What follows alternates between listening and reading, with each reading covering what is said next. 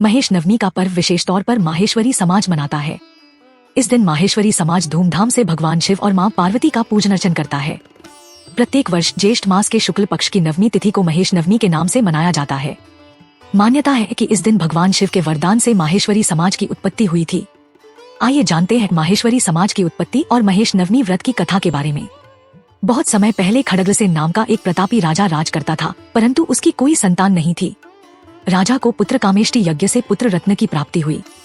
राजा ने अपने पुत्र का नाम कुंवर सुजान रखा, परंतु ऋषियों ने 20 वर्ष तक राजा को अपने पुत्र को उत्तर दिशा में न जाने देने को कहा।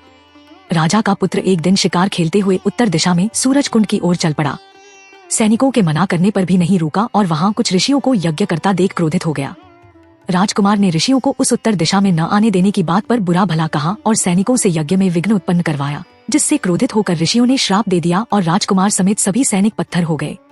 समाचार सुनकर राजा खड्गसेन का निधन हो गया। सभी रानियां विधवा हो गईं। राजकुमार की पत्नी चंद्रावती सभी सैनिकों की पत्नियों के साथ ऋषियों के पास गईं और क्षमा याचना की। ऋषियों ने उन्हें उमापति भगवान महेश की पूजा करने को कहा। रानी चंद्रावती की तपस्या से प्रसन्न होकर भगवान शिव ने ऋषियों के श्राप को निष्फल कर दिया और उसे अखंड सौभाग्यवती होने का वरदान दिया। राजकुमार सुजान कुंवर ने सभी सैनिकों के साथ उस दिन से क्षत्रिय धर्म त्याग दिया और व्यापार करने लगे। भगवान महेश के नाम से माहेश्वरी कहलाने लगे। तब से माहेश्वरी समाज में महेश नवमी का पर्व मनाया जाने लगा। हर हर महादेव।